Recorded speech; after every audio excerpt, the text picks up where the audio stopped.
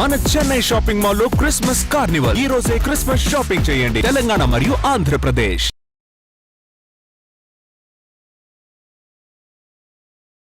Hi hello నమస్తే, welcome to Suman TV.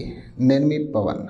ఈరోజు మనతో ఆప్షన్ ట్రేడర్ ఫణి కుమార్ గారు ఉన్నారు. గత 15 సంవత్సరాల నుంచి స్టాక్ మార్కెట్లో ఉంటూ దాన్ని బాగా స్టడీ చేసి ఎంతోమంది యువకులకు దాన్ని టీచ్ చేశారు. సో ఈరోజు మనం ఈ ఎపిసోడ్లో ఎంతో కాంప్లికేటెడ్ అనుకుంటున్న ఆప్షన్ ట్రేడింగ్ గురించి తెలుసుకుందాం. వచ్చేసేయండి. నమస్తే అండి. నమస్తే అండి. నిఫ్టీ, బ్యాంక్ నిఫ్టీస్లో బిగినర్స్కి ఉపయోగపడేది ఏదంటారు బెస్ట్ అంటే? 100% నిఫ్టీ అని అంటానండి. కారణం చేత ఏంటంటే బ్యాంక్ నిఫ్టీలో వోల్టాలిటీ అనేది ఎక్కువ ఉంటుంది. మనం ఏదైతే అనుకుంటామో ఉదాహరణకి ఇప్పుడు 34,000 ఎంత ఉంది ఇప్పుడు బ్యాంక్ నిఫ్టీ ప్రైస్. నేను ఏమనుకుంటున్నానంటే 35,500 దాకా వెళ్తుందని అనుకున్నాను. ఆల్మోస్ట్ వెళ్తుంది. ఈ లోపల నేను ప్రాఫిట్ బుక్ చేసే లోపలనే అది మళ్ళీ 34,300 రావడానికి ఎంతోసేపు పడుతుంది బ్యాంక్ నిఫ్టీలో. వోల్టాలిటీ చాలా బీభత్సంగా ఉంటుంది అనమాట. అది మనం అలవాటు అయ్యేంత వరకు, అంటే ఆప్షన్స్కి అలవాటు అయ్యేంత వరకు నిఫ్టీలో ట్రేడ్ చేయడమే మంచిదనేసి నా ఒపీనియన్. అంటే ఎన్ఎస్సి ఇండియాలో అంటే ఆప్షన్ ట్రేడర్స్కి అంటే ఎగ్జాక్ట్గా ఉపయోగపడే సెక్షన్స్ ఏముంటాయి అంటారు? ఎగ్జాక్ట్గా ఉపయోగపడే సెక్షన్స్ అంటే ఆప్షన్స్ ఏనండి. అదొక చాలా మెయిన్ ఇంపార్టెంట్. అంటే ఎన్ఎస్సి ఇండియా వెబ్సైట్లో మొత్తం చాలా డీటెయిల్గా ఉంటుంది. అన్ని ఇంపార్టెంట్ ఆప్షన్స్, న్యూస్ లెటర్స్ కానీ ఎఫ్ఐడిఏ రిపోర్ట్స్ కానీ చాలా ఉంటుంది. అది ప్రతి పాయింట్ ఇంపార్టెంటే. కానీ ఆప్షన్ ట్రేడర్స్కి వచ్చేసరికి ఆప్షన్ చైన్ అనేది చాలా ఇంపార్టెంట్. అది ఏంటంటే లైవ్ మార్కెట్లో డెరివేటివ్ సెగ్మెంట్లో ఉంటుంది అనమాట ఆప్షన్ చైన్. అంటే ఆప్షన్ చైన్ అంటే ఎక్కువ మంది భయపడుతుంటారు కదండి, అది ఎందుకు భయం వచ్చింది? అంటే స్టార్టింగ్ స్టేజ్లో అండి అది ఫుల్ డేటా చాలా ఎక్కువ ఉంటుంది. అది లెంతీ డేటా అనమాట. అది మనం అర్థం చేసుకుంటే కనుక ఈజీయే. ఉదాహరణకి దాంట్లో ఆప్షన్ చైన్లో వచ్చేసరికి at the value, in the value, out the value అనేవి ఉంటాయి. అట్లాగే పైన హెడ్డింగ్స్లో ఓపెన్ ఇంట్రెస్ట్ ఉంటుంది, చేంజ్ ఇన్ ఓపెన్ ఇంట్రెస్ట్ ఉంటుంది, ఇంట్రెస్టిక్ వాల్యూ ఉంటుంది, ప్రీమియం ప్రైస్ ఉంటుంది. వీటి గురించి మనం అర్థం చేసుకుంటే కనుక అది ఈజీగా ఉంటుంది. ఉదాహరణకి ఈజీగా అర్థం చేసుకోవాలంటే కనుక ఆప్షన్ చైన్ టేబుల్ ఉంటుంది. మనం మెయిన్గా దాంట్లో చూసుకోవాల్సింది open interest and change in open interest. అది కూడా out the values. In the value, out the value ఎలా ఐడెంటిఫై చేయాలంటే మనకి చార్ట్ వచ్చి ప్లస్ ఆకారంలో ఉంటుంది అనమాట. ఎల్లో కలర్ బార్డర్స్ అన్నీ కూడా ఇన్ ద వాల్యూస్, అవన్నీ పక్కన పెట్టేయాలి. అంటే బిగినర్స్ గురించి చెప్తున్నాను నేను. వైట్ కలర్ షీట్లో ఉండే అన్నీ కూడా అవుట్ ద వాల్యూస్. ఓకేనా? ఇప్పుడు మనం ఎట్లాగా ఐడెంటిఫై చేయాలంటే కనుక ఈ అవుట్ ద వాల్యూస్లో టాప్ 3 హయ్యెస్ట్ ఓపెన్ ఇంట్రెస్ట్ మనం చూసుకోవాలన్నమాట. టాప్ 3 హయ్యెస్ట్ ఓపెన్ ఇంట్రెస్ట్ అనమాట. వీటిని మనం సపోర్ట్స్ అండ్ రెసిస్టెన్స్ లెవెల్ కింద మనం గుర్తించవచ్చు. ఓకే, దాన్ని బట్టి మనం ట్రేడింగ్ చేయొచ్చు.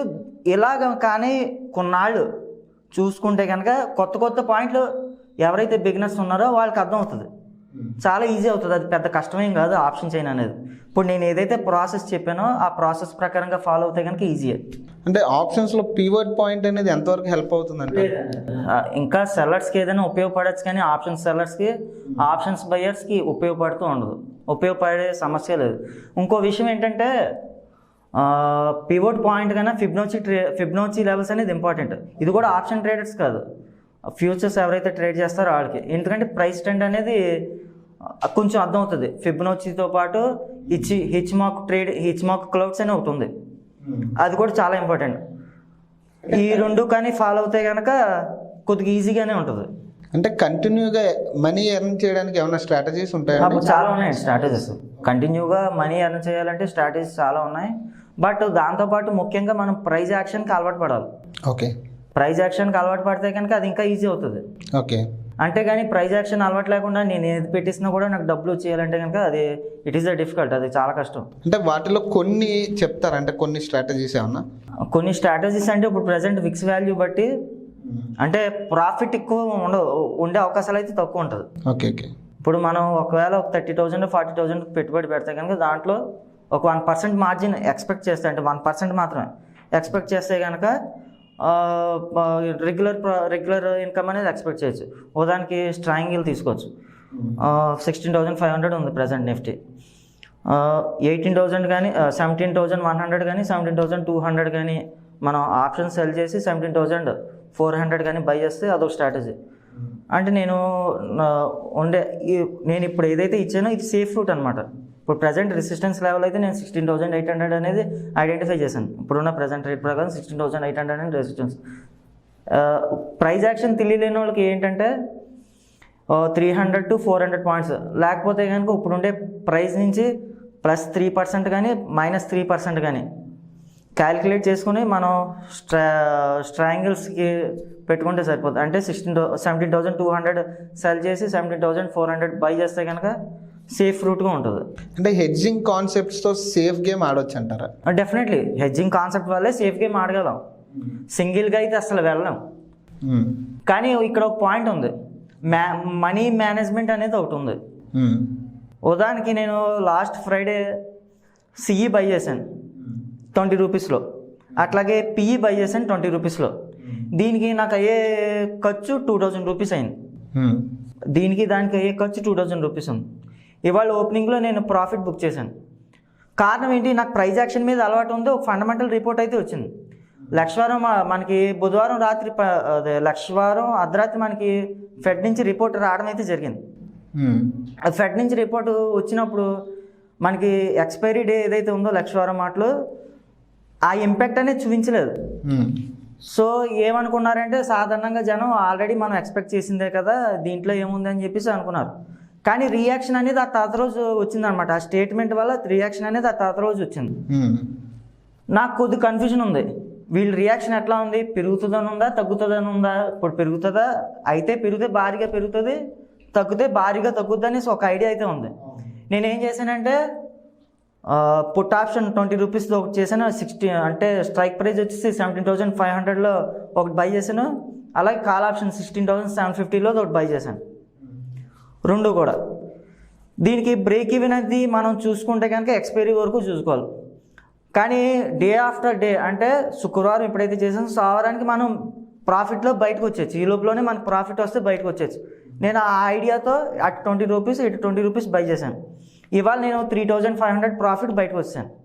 ఒకవేళ చూపించాలంటే కనుక చూపిస్తాను. మొత్తం 2 లాట్లు ఎగ్జిట్ చేసి క్లియర్ అయిపోయాను. అంటే దీనికి నేను పెట్టే ఖర్చు 2,000. ఇది కూడా హెడ్జింగ్ కాన్సెప్టే కదా. అది అంటే ప్రైస్ ఎటువైపు వెళ్తుందో తెలియదు కానీ భారీగా వెళ్తుందని ఒక ఐడియా అయితే ఉంది నాకు. సేఫ్ రూటే కదా.